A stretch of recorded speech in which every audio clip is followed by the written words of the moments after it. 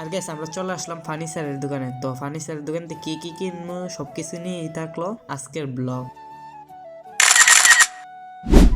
আসসালামু আলাইকুম ভিউয়ার্স, আমি শাহিদ আফ্রিদি। তো সবাই কেমন আছেন? আশা করি আপনারা সবাই ভালো আছেন। আপনারা দোয়া আল্লাহর রহমতে আমি অনেক ভালো আছি। তো গাইস আজকে চলে যেতেছি এলাম হরমপুর। গাইস হরমপুরে যাওয়ার উদ্দেশ্য হলো আমরা টুকটাক কিছু মাল সামান কিনুম, তো এর জন্য হরমপুর আমরা যাইতেছি। যারা নতুন আমার ভিডিওটা দেখতেছেন তো সবাই আমার পেজটাকে ফলো করে রাখবেন, তো আরো ভালো ভালো ভিডিও যেতে দিতে পারি। তো সবাই আমার জন্য দোয়া করবেন। আমাদের সাথে গ্রামের মনোরম পরিবেশ দেখতে থাকেন।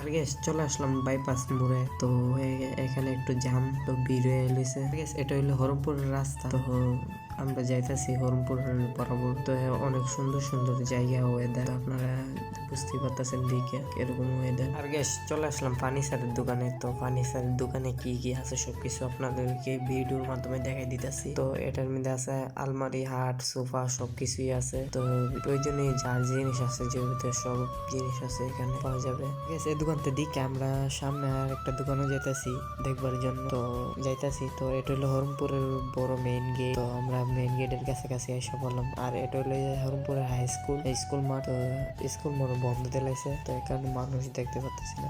আর গেছে এই দোকানে এসে আমাদের দুইটা হাট পছন্দ হয়েছে, হলুদ কালার আর একটা কফি কালার। তো এই দুটা হাট আমাদের পছন্দ হয়েছে। আর গেছে দুটা হাট কিনে ফেললাম, তো গাড়িতে তুইলা লেতেছে। তো আমরা টাকা টুকা দিয়ে চলে আসতেছি। গ্যাস আজকের ব্লগটা এখন যেতেই। তো সবাই ভালো থাকবেন, সুস্থ থাকবেন। গ্যাস আমার ইউটিউব চ্যানেলটা সাবস্ক্রাইব করে দিবেন, ফেসবুক পেজটারে ফলো করে দিবেন।